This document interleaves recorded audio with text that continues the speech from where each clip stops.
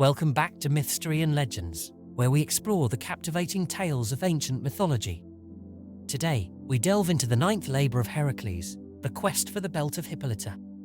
This tale is filled with adventure, intrigue, and the clash of titans.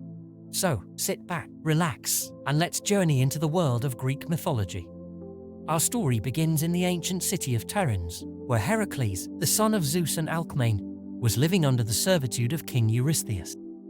Eurystheus, driven by jealousy and fear of Heracles' strength, had assigned him 12 arduous labors, hoping they would lead to his demise.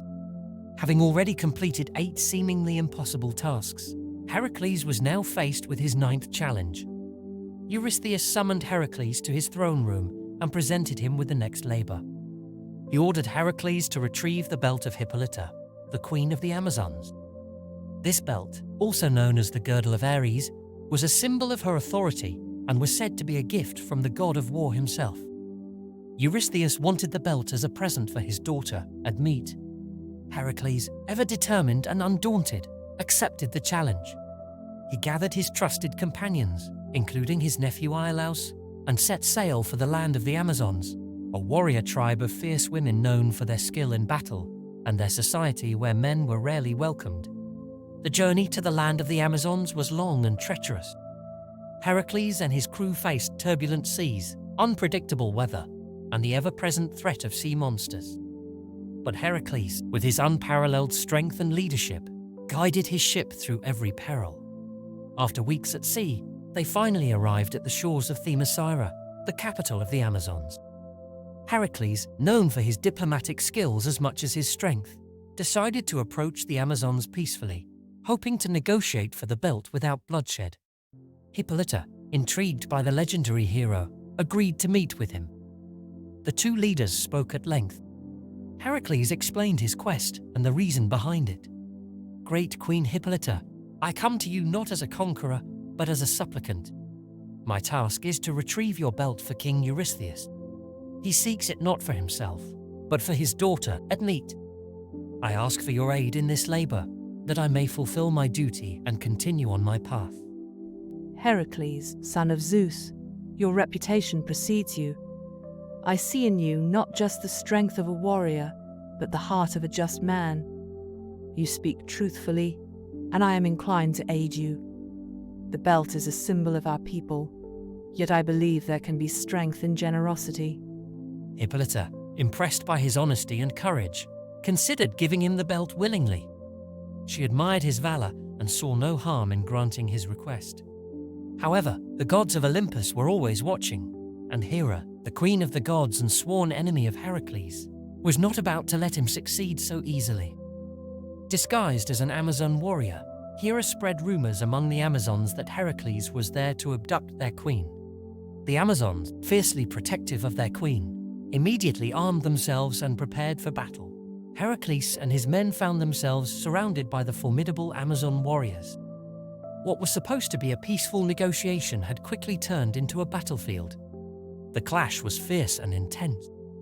Heracles, with his unmatched strength and combat skills, fought valiantly. He wielded his club and bow with precision, but he was careful not to kill any of the Amazons if he could help it. Despite the chaos, his focus remained on Hippolyta and the belt. In the midst of the battle, Heracles sought out Hippolyta. He found her fighting valiantly alongside her warriors. With urgency in his voice, he called out to her, "Hippolyta, this is not what I wanted. We are being deceived.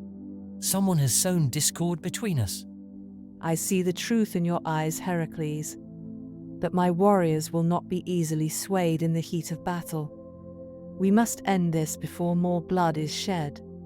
Desperation took hold as the battle raged around them. Heracles, understanding the gravity of the situation, decided that retrieving the belt was the only way to end the conflict.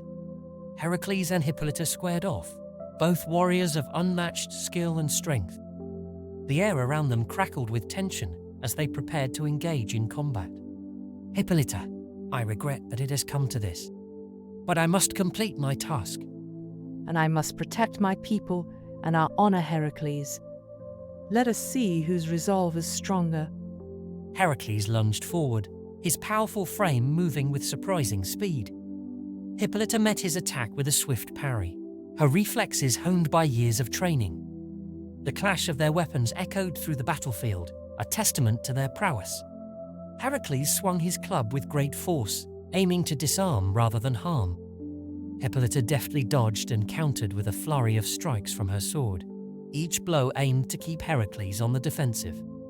Despite the intensity, there was a mutual respect evident in their movements. Hippolyta feinted left and then right, looking for an opening. Heracles anticipated her move and caught her sword arm with his hand, using his immense strength to disarm her. But Hippolyta, undeterred, kicked his legs out from under him, causing him to stagger. The two warriors grappled, each trying to gain the upper hand. Heracles' raw power was matched by Hippolyta's agility and technique. The struggle was intense, each moment bringing them closer to exhaustion. "Hippolyta, this battle serves no one. We must find another way." Then take the belt, Heracles. End this madness. Prove that even in conflict, honor can prevail. In a final, desperate move, Heracles managed to grasp the belt from Hippolyta's waist. He looked into her eyes, seeing not an enemy, but a kindred spirit forced into an unwelcome fight. The battle around them seemed to slow, the fury of combat giving way to the sobering reality of their struggle. With the girdle in hand, Heracles and his men fought their way back to their ship. The Amazons, now understanding the misunderstanding, allowed them to retreat.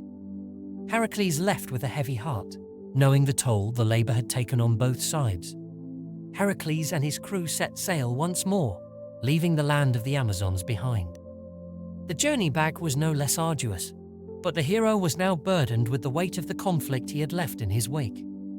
He knew the toll the labor had taken, not just on him, but on the Amazonian society as well.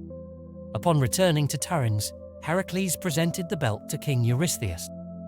The king, as always, was impressed, but also secretly disappointed that Heracles had survived yet another labor. The belt was given to Admete, and Heracles prepared himself for the next challenge that awaited him. Heracles' journey to retrieve the belt of Hippolyta was more than just a quest for an artifact.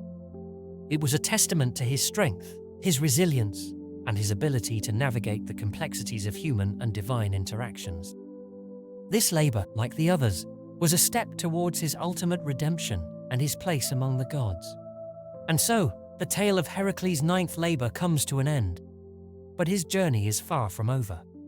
Join us next time on Mythstory and Legends as we explore the 10th labor of Heracles, the capture of the cattle of Gion. Until then, remember to like, subscribe, and hit the bell icon for more mythological adventures.